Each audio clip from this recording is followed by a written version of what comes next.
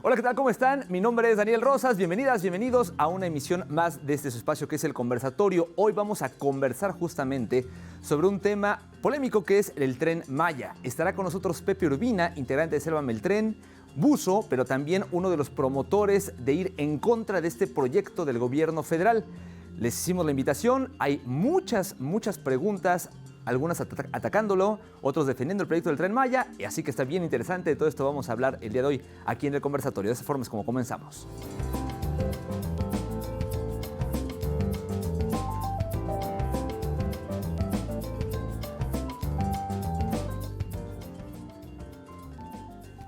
Y hoy propiamente el termómetro no es sobre el invitado Pepe Urbina, sino para tratar de balancear un poco más la información, el termómetro será sobre el proyecto del Tren Maya. Y es que hace poco el presidente López Obrador anunció que para salvar pues un tramo que podría tener hundimientos, se presentará un segundo piso, un proyecto especial, y de esto vamos a hablar en el termómetro. No somos iguales. Los gobiernos neoliberales, que no se nos olvide, acabaron con los ferrocarriles, con los trenes de pasajeros. Nosotros, al contrario, estamos construyendo el Tren Maya, 1,550 kilómetros. Y los trenes se están haciendo aquí, en Ciudad Sagún, Hidalgo, para dar trabajo a los mexicanos. Esto es progreso con justicia. El Tren Maya, que recorrerá 5 entidades, es una de las obras emblemáticas del sexenio del presidente Andrés Manuel López Obrador, quien ha destacado los beneficios en movilidad, comunicación, generación de empleos y el potencial desarrollo económico de la región. Por supuesto, las críticas por el impacto al medio ambiente no se han hecho esperar, porque atravesará 15 áreas naturales protegidas nacional e internacionalmente para conservar la biodiversidad, los paisajes y sus procesos ecológicos esenciales. Pero el gobierno federal ya buscó soluciones. De Tulum a Cancún, que es único porque tiene cavernas, ríos subterráneos, y el propósito es no causar daño en lo mínimo al entorno, a la naturaleza, al medio ambiente. Con la certeza de la cimentación, ya podemos nosotros proponer la estructura de pilotes. Aquí tenemos, este es el modelo que se propone para esta zona. Es un modelo de 70 metros de longitud, dividido en 4, 17.5. Y bueno, pues ya la superestructura pues es una estructura de doble vía. Ha señalado además que esta obra resaltará la riqueza cultural de la región. Tiene una riqueza arqueológica también excepcional. No creo que haya en el mundo una región con tanto potencial cultural, arqueológico, como esta región de la gran cultura maya. Según una consulta ciudadana que se llevó a cabo el 14 y 15 de diciembre de 2019, de 84 municipios del trazo por donde pasará el Tren Maya, 93.142 mexicanos votaron a favor de que se ejecute este proyecto. Para conocer otro punto de vista sobre este polémico tema, damos la bienvenida a Pepe Urbina, ambientalista. Bienvenido. Y luego de ver este termómetro que les decía yo es propiamente sobre el proyecto del Tren Maya, ya está conectado de manera virtual con nosotros Pepe. ¿Cómo estás, Pepe? ¿Qué tal? Buenas tardes, ¿cómo estás? Qué lástima que me acabo de ir a la Ciudad de México, me hubiera encantado estar contigo ahí en el estudio. Ya sé, sí, la idea era cacharte por acá, pero bueno, no se pudo. Finalmente ya nos estamos conectando de esta manera. Oye, Pepe, pues rapidísimo, mira, este espacio lo construye realmente la gente, la audiencia del auditor, de La Octava. Le hicimos saber que iba a estar platicando con nosotros sobre el proyecto del Tren Maya y bueno, mandaron un montón de preguntas, de cuestionamientos, etcétera. Hicimos una agrupación, o hicimos bloques de preguntas para tratar de buscar temas afines. Y entonces déjame comenzar con un bloque de preguntas a la que les llamamos las afines. Las afines al proyecto que tú defiendes, que es propiamente ir en contra del Tren Maya. Usuarios en Twitter te preguntan que por qué sigue este gobierno con sus cambios y ocurrencias sin los estudios correspondientes, que ahora cuánto más va a costar hacerlo elevado, se refieren al proyecto del Tren Maya, que por qué dejaron un tiradero en la carretera desde hace un año y no lo arreglan, dónde está Profepa, etcétera. Y también que cuál es la consecuencia de masificar el turismo y los desarrollos inmobiliarios en la península de Yucatán. Son temas que tú traes, Pepe, y bueno, de ellos quisiéramos que nos platicaras un poco, por favor. Mira, es una pregunta muy compleja, la verdad, ¿no?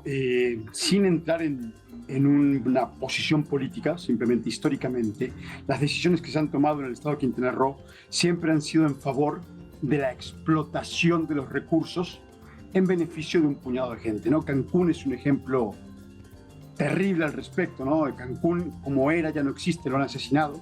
Las playas de Cancún son de arena que tuvieron que extraer de Isla Mujeres. Los hoteles han destrozado lo que era un paraíso ecosistémico.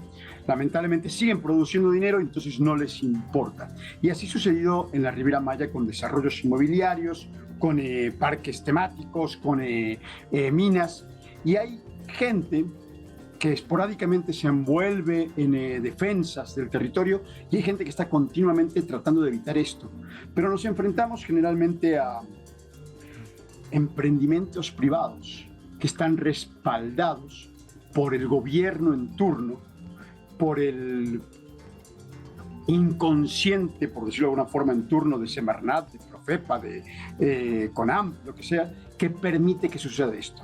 Yo he visto cómo han arrasado con manglares, cómo han construido sobre el arrecife, cómo no les ha importado en lo absoluto el medio ambiente al momento de tomar decisiones. Esto es una constante, sin importar, digo, quién esté en el poder. Hoy por hoy, el proyecto del Tren Maya, lamentablemente es muy mediático, no por responsabilidad de la gente que siempre ha estado al pie del cañón defendiendo el Estado, sino porque está en contra de un estandarte del gobierno. Y esto no tiene nada que ver con quién esté en el poder o no, simplemente es este proyecto que un día propusieron, intentaron llevarlo a cabo, los hoteleros, y esto no es invención mía, no es una hipótesis, está grabado, está confesado por ellos con singular desvergüenza, no quisieron el tren en la carretera, y Fonatur se doblega a estos deseos y sin importarle el beneficio que podría tener el pueblo con un transporte colectivo alternativo sobre la carretera, sin importarle que podrían haber aprovechado todos estos recursos para modernizar una carretera que estuvo muy mal construida desde el principio. Esto es verdad, la carretera está muy mal construida, no cumple con las demandas básicas de tanta gente viviendo ahora allí, ni siquiera planeada a futuro, y por supuesto tiene un impacto grave en el suelo de Quintana Roo. Y el gobierno, en lugar de aprender de los errores y decirle a los hoteleros, no me importa, vamos a tomar los 17, 20 metros que necesitamos para proveer al pueblo de Quintana Roo de un transporte colectivo alternativo que verdaderamente ahorre tiempo y que quite coches y transportes, microbuses y demás de la carretera, agarra y pone el tren 7 kilómetros dentro de la selva, traicionando su premisa de decir que el tren no iba a cortar árboles, que el tren no iba a ir por derechos de vía, que el tren le iba a servir a la gente para que se pudiera transportar a sus lugares de trabajo. Lo meten en la selva que es la última que queda original de México, una selva sumamente rica. No eran acahuales, se cansaron de exclamar que eran acahuales y ahí está la prueba de que eran árboles. Sí había cenotes, sí había manto acuífero, sí era selva cerrada y no había derecho de vía. Y se pusieron a destrozarlo aún antes de tener las manifestaciones de impacto ambiental, que en algún momento aseguraron que tenían y no era verdad. Tan fue así que la ley se puso de nuestro lado, es decir, del lado de la naturaleza, del lado de los locales que queríamos proteger nuestro hogar, y suspendió las obras por temor a los daños irreversibles. No fue mi amparo fue por una cuestión casi incidental, el primero que detiene las obras. Sin embargo, vinieron varios detrás. Todos estos amparos, me anticipo seguramente alguna pregunta que tengas por ahí, donde dicen que lo financia Estados Unidos o Claudio X González o el Ejército Libertario de Libia. Todos estos amparos salieron de gente, de vecinos, con asociaciones que se prestaron pro bono para hacer este trabajo. y lo queríamos detener no porque estemos en contra del tren per se. Hay muchos integrantes del movimiento que sí están completamente en contra del tren. Pero aquí no se trataba, el primer paso no era estar en contra de un tren, era estar en contra de dónde y cómo lo estaban construyendo. Y cuando Fonatur se dio cuenta que estaban yendo en contra de la naturaleza, en contra de la ciencia, en contra de la ley, en lugar de recapacitar, deciden pasar por encima de la ley, pasar por encima de la naturaleza, de la ciencia, generan una manifestación de impacto ambiental espuria, raquítica en realidad. Tan es así que en esta manifestación de impacto ambiental, palabra por palabra, dice textual esto, no hay indicios de indirectos o directos de grandes felinos, es decir, no hay jaguares. Dicen que no van a impactar el manto acuífero, que no van a perforar, que se iba a construir un terraplén, y así Semarnat autoriza esta manifestación de impacto ambiental, y así es como eventualmente se levantan las suspensiones. Sin embargo, quedan pendientes leyes como por ejemplo el cambio de uso de suelos, y se pasan todo esto por encima y siguen trabajando. ¿Por qué? En realidad ahí se escapa a mis conocimientos. Yo desde un principio he tratado de mantenerme alejado de opiniones, no quiero pecar de caer en una discusión política, yo solamente planteo mis conocimientos. Hay árboles, hay cenotes, hay manto acuífero, hay vestigios arqueológicos y están siendo atropellados. ¿Por qué? Pues ya paso al territorio de la opinión y puedo decir que es por una presía política. Puedo decir que hay algún interés que se escapa a mi comprensión y por eso tienen esta obsesión de terminarlo en determinada fecha sin haber llevado a cabo los estudios pertinentes, ¿no? Ok. Oye, Pepe, a ver, ya tocabas tú un poco el tema porque efectivamente hay preguntas que los cuestionan, que te cuestionan a ti y entiendo pues de manera indirecta a todos quienes están en contra del Tren Maya o del proyecto que ahora es el Tren Maya, porque lo que nos estás platicando es que realmente ustedes están en contra de que se haya movido hacia el interior de la selva, ¿no? Entonces, sí hay por aquí preguntas que les cuestionan que de a cómo y ponen el icono de billetitos, que cuánto le está pagando Claudio X González, hay un montón de estas, pero aquí hay una que quiero rescatar, porque les preguntan cuánto te pagan y quién contra el Tren Maya y por qué no tocar Cálica. Esta última parte es la que me parece que debemos rescatar. ¿No están ustedes tocando Cálica, como dice la gente? Esa es la opinión que tienen. Mira, yo no puedo ser responsable de la ausencia de la gente porque me dicen, yo no te vi defendiendo la selva de Cálica. Si no me viste es porque no estabas aquí. Yo no te vi defendiendo el manglar, pues no estabas aquí. Yo soy mexicano. Otra cosa que generalmente me atacan es mi forma de hablar y me condenan que soy extranjero, que entre paréntesis no tendría ninguna importancia, ¿no? Cuando uno está defendiendo algo como la selva le pertenece a la humanidad, el agua le pertenece a la humanidad, no debería de importar de dónde soy, pero sí soy mexicano, soy de Naucalpan de Juárez, nací en la clínica San José, si alguien lo quiere verificar. En el Estado de México, satélite. Ajá. Sí, en el Estado de México. Pero viví mucho tiempo de mi vida, más de 18 años fuera del país. Estoy viviendo desde Medio Oriente hasta Inglaterra y hasta Sudamérica, ¿no? Y cuando me dicen, regrésate a tu país, pues eso fue precisamente lo que hice. Regresé a mi país. En el 2004 venía por 6 meses. Yo trabajaba en una estación de esquí en Andorra y hacía mis veranos como instructor de buceo. Venía a Playa del Carmen por 6 meses. Me hice buzo de cuevas, me enamoré de los cenotes y me quedé. Ahí me casé, ahí nació mi hijo y absolutamente nadie me paga ni me ha pagado por defender los cenotes, que no es la primera vez que lo hago. La comunidad de buceo es automáticamente la primera línea de defensa de los arrecifes y de los cenotes. Los reglamentos para proteger esta zona son casi establecidos por nosotros mismos. Somos los primeros en defenderlo.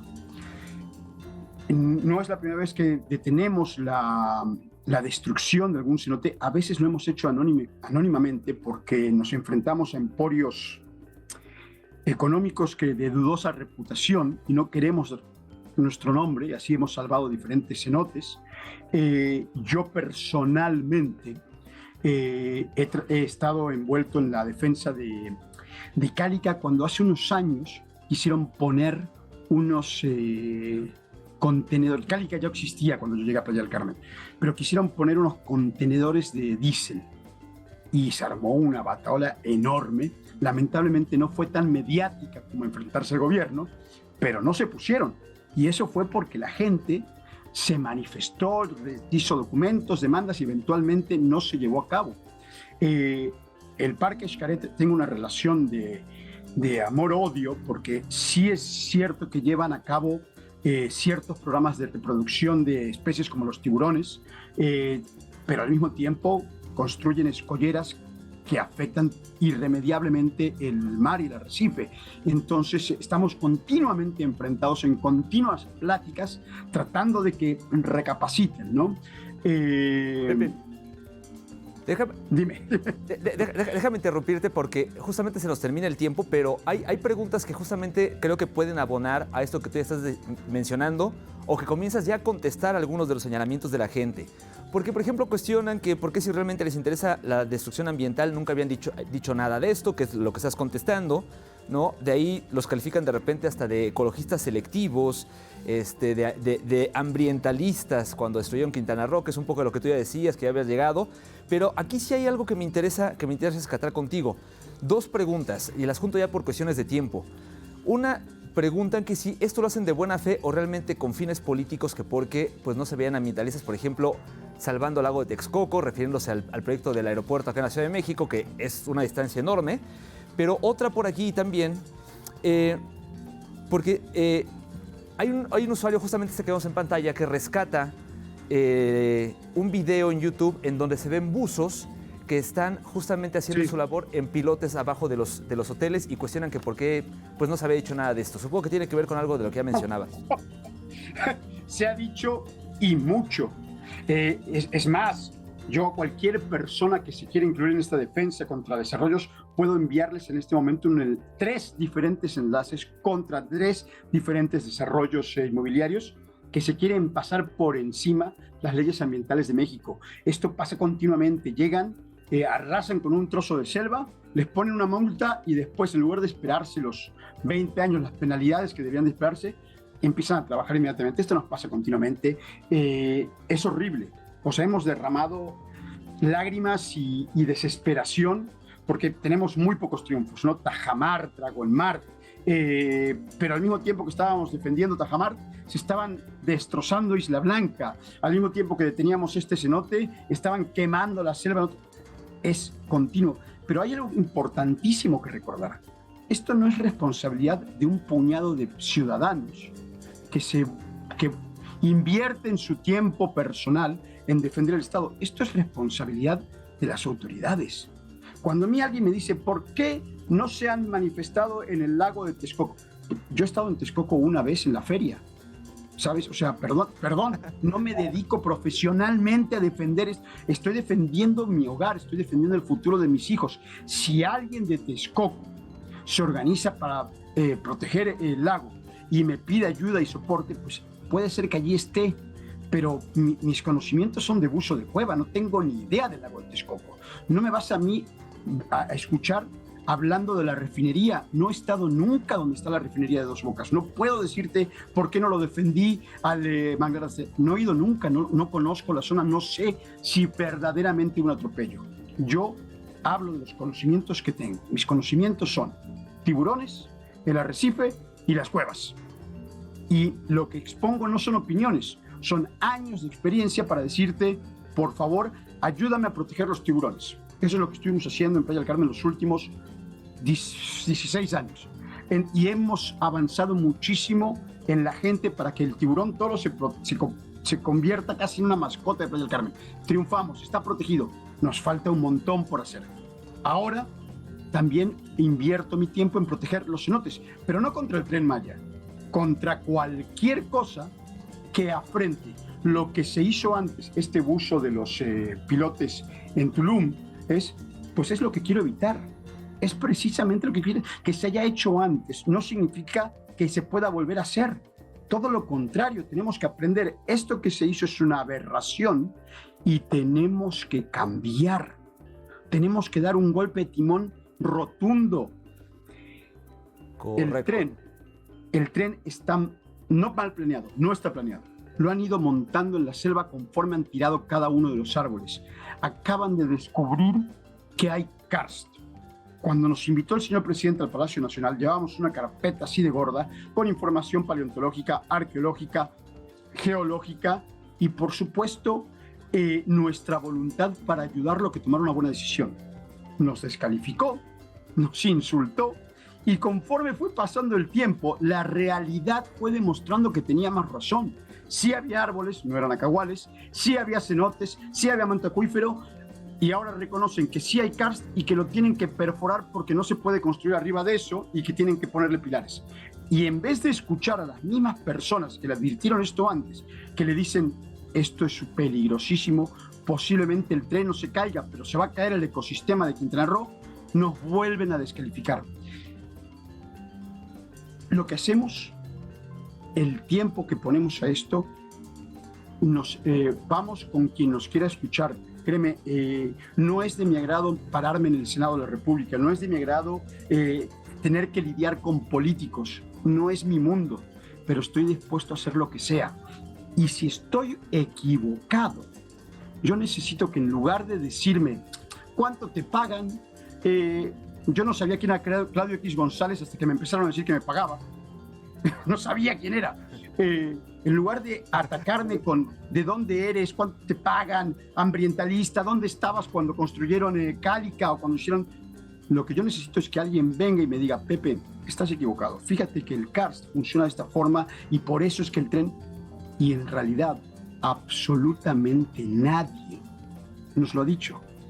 Los ingenieros de Fonatur no han podido respaldar sus afirmaciones de que no se va a impactar el agua.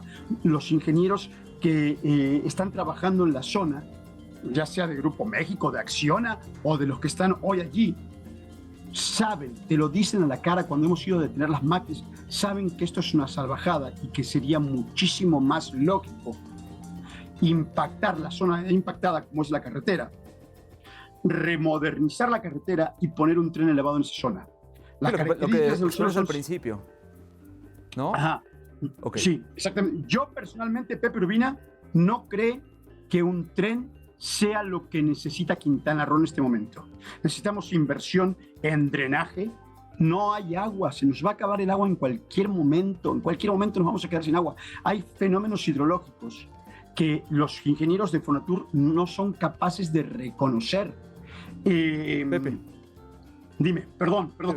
No, perdóname que te corte la inspiración, pero la verdad es que se nos ha ido el tiempo y ya te mandabas yendo hacia otro tema. Perdóname, pero te invito a que en otra ocasión podamos ir charlando. Por lo pronto quiero agradecerte, por supuesto, que hayas estado con nosotros pues en esta ocasión en el conversatorio, sobre todo respondiendo a las inquietudes de las personas. Y por lo pronto, bueno, pues te mando un fuerte abrazo hasta allá y esperamos seguir charlando en otro momento. ¿Sí me dejas? Daniel, te invito a que vengas con nosotros al tramo 5. Te llevo a bucear, a snorkelear, a caminar y que lo veas. Y tú me dices qué tan equivocados estamos. Correcto, no, de hecho estuvo ya por allá nuestra compañera Elsa Aguilar, reportera de La Octava de Grupo Radio Centro, haciendo un reportaje, pero por supuesto que tenemos ya conocimiento de cómo está por ahí la situación. Por lo pronto, Pepe, muchas gracias y muchas gracias a todas las personas que nos acompañaron en esta emisión más del conversatorio. Recuerden pues estar pendientes de nuestras redes sociales, no dejar de seguirnos y suscribirse a nuestro canal. Por lo pronto, me despido, soy Daniel Rosas y hasta la próxima.